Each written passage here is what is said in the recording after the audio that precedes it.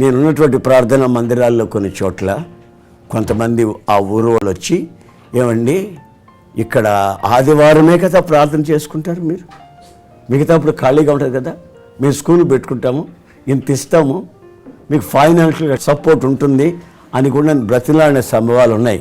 ప్రార్థన చేసి చూస్తే ప్రభు వదిలిపెట్టలేదు. ఎందుకంటే ఇది అభిషేకించబడిన స్థలం, ఇది దేవుని కార్యక్రమాలు మాత్రమే జరగాలి, వేరే కార్యక్రమం జరగకూడదు.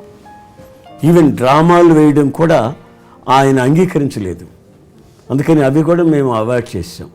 ఏవి అట్లాంటి కార్యక్రమాలు అంటే ఓన్లీ దేవుని కొరకు, దేవుని నిమిత్తమై, దేవునికి మహిమ కలిగే పనులు మాత్రమే చేయాలని ఆశించాం. ఇంకా ఫైనాన్షియల్గా అంటారా, నాకు ఏ లోటు లేదు, ఏ లోటు లేదు. నేను ఎవరిని చేచాచి నాకు హెల్ప్ చేయండి, పలానా పని చేస్తున్నాను, నాకు ఇబ్బందిగా ఉంది, మీరు అందరూ సహాయం చేయకపోతే నేను ఏం చేయగలను అని నా నోరు తెరిచి ఎప్పుడు అడిగింది కాదు. కానీ నా అవసరాలు ఏమిటో ఆయన ఎరుగున్నాడు కనుక ఎప్పుడు సిగ్గుపడనివ్వకుండా దేవుని చేత మేళ్లు పొందినటువంటి దేవుని బిడ్డలు వాళ్ళు హృదయపూర్వకంగా ఇచ్చే ఆ ఫ్రీ విల్ ఆఫరింగ్స్ అవి నాకు సమృద్ధిగా సేవలో సరిపోతున్నాయి.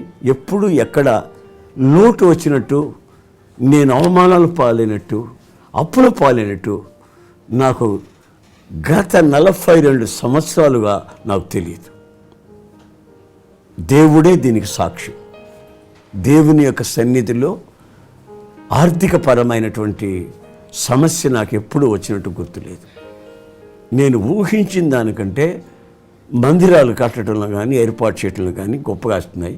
నాతో ఉన్న సేవకులకు కూడా, ఇంతమంది సేవకులు నా ఒక్కరికి కూడా ఒక్క పైసా నెల జీతం అంటూ లేదు, మంత్లీ సపోర్ట్ అంటూ లేదు, రిపోర్ట్ రానక్కర్లేదు. వాళ్ళు రిపోర్ట్ రాసే పని లేదు, నేను సపోర్ట్ చేయాల్సిన పని లేదు.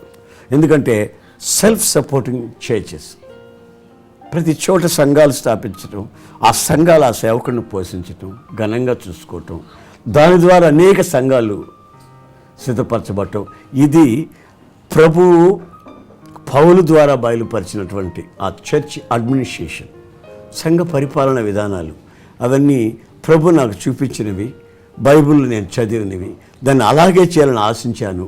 అది అలాగే జరిగించడానికి కూడా ప్రభు స్తోమత కలుగ చేసి ఇంతవరకు నడిపిస్తున్నాడు. అందుకు నేను సాక్షిని, నాతో ఉన్నవాళ్ళు దీనికి సాక్షులు. ఇంతకంటే మించి నేనేమీ చెప్పలేను. ప్రయత్నం చేయలేదు కానీ ప్రార్థన చేసిన గుర్తు నాకు. కొందరు సలహాల మీద ప్రార్థన చేస్తే ఉచిత సలహాలు కొంతమంది ఇస్తారు కదండి. కోళ్ల ఫారం పెట్టకపోయారా, ఆ డబ్బులు ఇస్తే మన సేవ ఖర్చు పెట్టచ్చు కదా, ఈ విశ్వాసులు ఇచ్చే డబ్బుతో ఏమి సేవ చేస్తావు నువ్వు అంటారు కదండి. విశ్వాసులు ఇచ్చే డబ్బు నాకు సరిపోతుంది, హృదయపూర్వకంగా మనస్ఫూర్తిగా ఇస్తున్నారు, అది నాకు దేవుని సేవకి సమృద్ధిగా సరిపోతుంది. కనుక నాకు ఆ సమస్య ఏమీ లేదు, కనుక నేను దాని గురించి ఆలోచించలేదు. కనుక నేను ఎవరికి చేర్చిపెట్టి దాచిపెట్టి, నా వెనక కొంతమంది ఉన్నారు, వాళ్ళు నేను పోషించాలి, వాళ్ళ కొరకు నేను ఏదైనా చేయాలని ఆ బాధ్యత కూడా నాకు దేవుడు లేకుండా చేసి నన్ను ఈ విధంగా నడిపిస్తున్నాడు. అందుకు దేవునికి మహిమ కలుగునుగా.